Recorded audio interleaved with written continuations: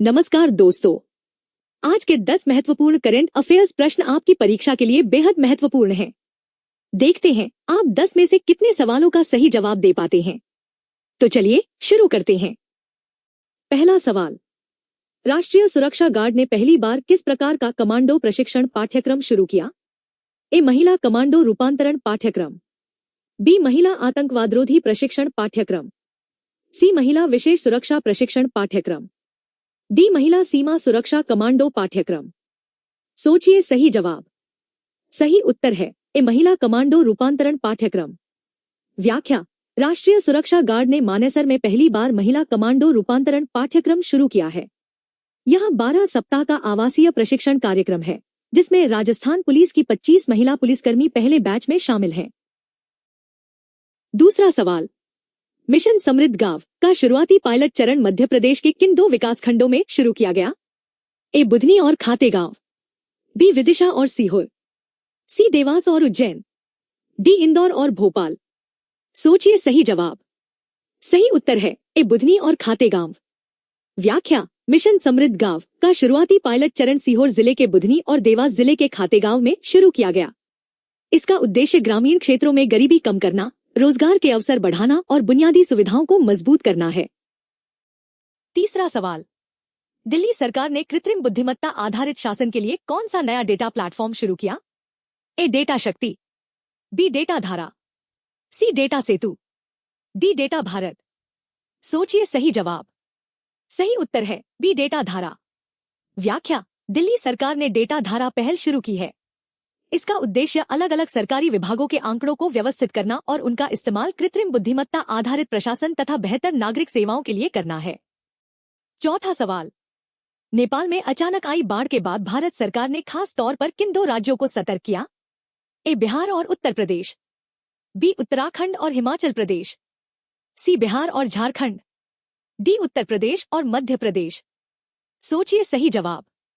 सही उत्तर है ए. बिहार और उत्तर प्रदेश। व्याख्या, नेपाल में अचानक आई बाढ़ के बाद केंद्र सरकार ने बिहार और उत्तर प्रदेश के प्रशासन को सतर्क किया। सीमावर्ती इलाकों में राहत और बचाव की तैयारियां मजबूत की गईं और स्थिति पर लगातार नजर रखी गई। पांचवा सवाल, संयुक्त राष्ट्र की नस्लीय भेदभाव उन्मूलन समिति का संक्षिप्त नाम क्या है? A. UNHRC, B. UNCRD, C. UNDP, D. UNFPA। सोचिए सही जवाब। सही उत्तर है बी. UNCRD। व्याख्या, नस्लीय भेदभाव उन्मूलन समिति को अंग्रेजी में committee on the elimination of racial discrimination कहा जाता है और इसका संक्षिप्त नाम CRD है। भारत की समीक्षा के बाद समिति ने अपनी टिप्पणियां जारी की। पहले 5 सवाल पूरे हुए। अपना स्कोर कमेंट में जरूर बताइए। अब आगे बढ़ते हैं अगले सवालों की तरफ। छठा सवाल, भारत और वियतनाम के तटरक्षक बलों के बीच 7वीं उच्च स्तरीय बैठक कहां आयोजित हुई? ए. नई दिल्ली, बी. मुंबई, सी. चेन्नई, डी. विशाखापत्तनम। सोचिए सही जवाब। सही उत्तर है सी. चेन्नई। व्याख्या, भारत और वियतनाम के तटरक्षक बलों के बीच 7वीं उच्च स्तरीय बैठक चेन्नई में आयोजित हुई। इसमें समुद्री खोज और बचाव, समुद्री कानून प्रवर्तन, समुद्री प्रदूषण से निपटने और क्षमता निर्माण जैसे मुद्दों पर सहयोग बढ़ाने को लेकर चर्चा हुई। 7वां सवाल, 15 metre multi axle sleeper bus के लिए भारत में पहला अनुपालन प्रमाण पत्र किस संस्था ने जारी किया? ए. भारतीय मानक ब्यूरो, बी. केंद्रीय सड़क परिवहन अनुसंधान संस्थान, सी. अंतर्राष्ट्रीय ऑटोमोटिव प्रौद्योगिकी केंद्र, डी. भारतीय सड़क कांग्रेस। सोचिए सही जवाब। सही उत्तर है सी. अंतर्राष्ट्रीय ऑटोमोटिव प्रौद्योगिकी केंद्र। व्याख्या, अंतर्राष्ट्रीय ऑटोमोटिव प्रौद्योगिकी केंद्र ने मानेसर में 15 metre multi axle sleeper bus के लिए भारत का पहला अनुपालन प्रमाण पत्र जारी किया। यह यात्री परिवहन वाहनों की सुरक्षा और नियामकीय मानकों से जुड़ा महत्वपूर्ण विकास है। 8वां सवाल, असम के लाओकुवा वन्यजीव अभ्यारण्य में पहली बार किस दुर्लभ प्रवासी पक्षी को देखा गया? A. Black necked stork, B. Smew, C. Siberian crane, D. Great Indian bustard. सोचिए सही जवाब।